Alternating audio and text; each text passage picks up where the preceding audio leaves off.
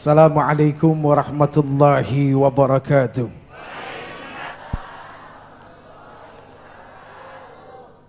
Subhanal malikil quddus, subhanal malikil quddus, subhanal malikil quddus, subhanadzil mulki wal malakut, subhanadzil izzati wal azamati wal haibati wal qudrati was sultan wal kamal wal jamal wal jalal wal kibriyai wal jabarut wala yamutu wala yafutu abada. Subuhun kudusur rabbuna wa rabbul malaikati war ruh. Semuanya subhanallah walhamdulillah wala ilaha illallah wala ilaha illallah wala ilaha illallah wallahu akbar.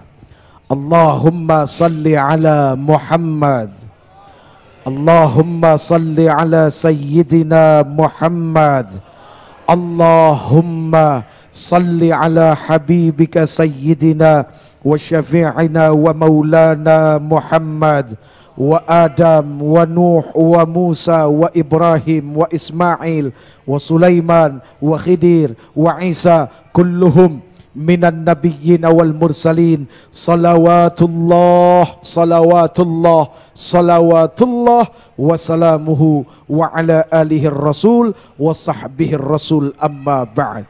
Hadirin yang insya Allah dimuliakan Allah, amin. Kenapa pakai insya Allah? Kenapa?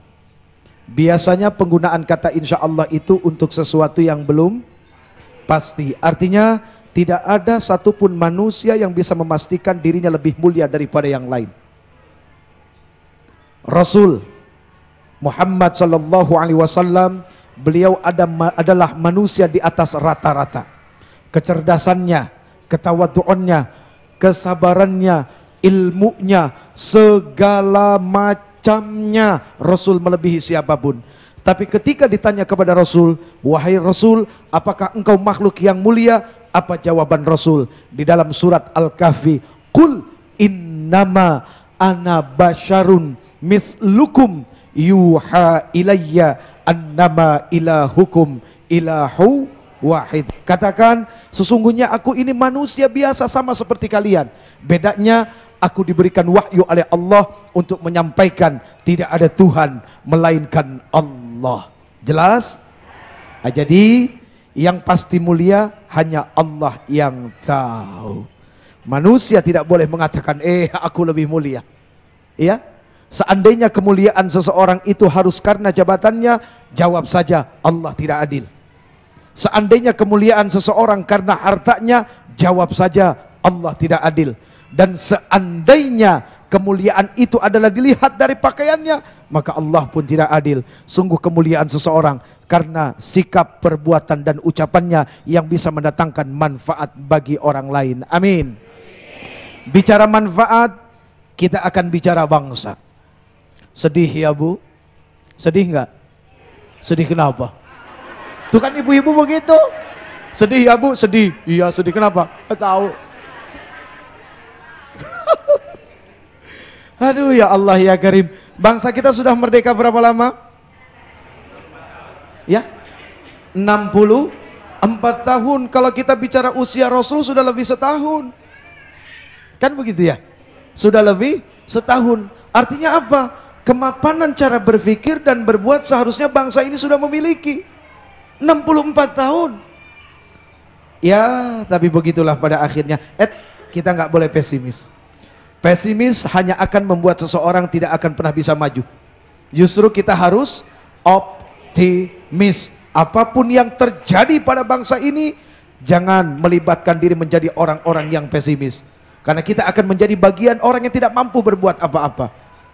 Gini, contoh kemarin tahun baru, Bu, ya, betul nggak? Setiap tahun baru itu orang selalu doanya kepengen hidupnya lebih baik. Sekarang bagaimana mau baik? Ketika persis jam 12, teng, yang diangkat minuman beralkohol. Yang jelas-jelas mutlak diharamkan oleh Allah Subhanahu. Qaliluhu wa katsiruhu, mau sedikit mau banyak. Setetesnya saja sudah membuat kita ditolak oleh Allah Subhanahu wa taala. Bagaimana berteguk-teguk? 40 hari 40 malam sholat kita ditolak, itu juga kalau sholat. Lah kalau kagak sholat apa yang mau ditolak sama Allah? Nah kan begitu. Tos, cheers, tahun depan mudah-mudahan kita makin maju. Klek, minum, glegek, glegek, glegek. Selamat tahun baru ya. Ya, pengalaman.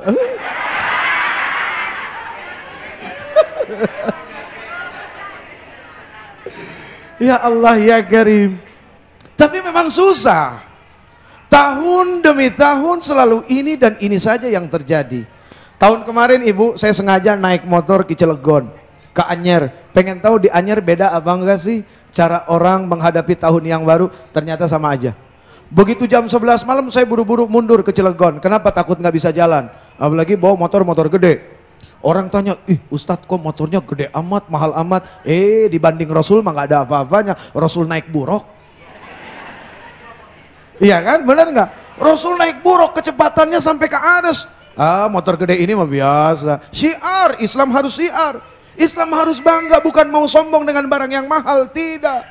Artinya apa? Ketika kita mendekati Allah Subhanahu wa taala, Allah jamin kita nggak bakal miskin. Di dunia saja sudah Allah tunjukkan kita tidak akan miskin, bagaimana di akhirat? Inilah perilaku orang-orang yang takut miskin. Akhirnya apa? Tidak amanah jadi pejabat. Ya, tidak amanah jadi pejabat. Ngomong apa ya? Maaf Bu, Pak, seandainya para pejuang kita yang sudah wafat, mereka berlari di antara desingan peluru, di antara dentuman bom, keluarganya disandra, lalu mereka wafat entah di mana kuburannya. Terkadang wafatnya juga hancur luluh lantak, kepala dengan kaki terpisah, badan tercerai-berai. Seandainya mereka para pahlawan kita bisa bangkit dari kuburnya, pasti mereka akan mendatangi tempat-tempat mereka, orang-orang yang memimpin bangsa ini, yang sudah kehilangan cintanya kepada bangsa ini. Pasti. Langsung aja udah pasti. Apa pertanyaan mereka? Cuma satu. Wahai engkau, kemana cintamu engkau berikan? Kepada hawa nafsumu. Sungguh hina dirimu, na'udzubillahi min dzalik. Sedih ya Bu ya kalau kita harus kembali ke masa di mana orang saling timpuk, saling racun, saling curi, saling bakar.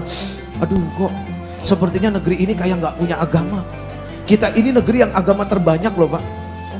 Agama paling banyak negeri mana coba? Indonesia. Apalagi dengan jumlah orang Islam terbanyak. Setiap tahun ngirim haji berapa coba? 200 sekian ribu orang dikirim haji, yang seharusnya begitu pulang mereka praktek dengan praktek mabrur, it'amut ta'am, afsus salam, watibbil kalam. Itu Masya Allah. Kan yang berangkat haji, berangkat umroh bukan cuma orang punya duit, tapi dari presiden sampai gembel kadang-kadang. Kalau itu praktek, insya Allah, oh negara baldatun thayyibatun warabbun ghafur.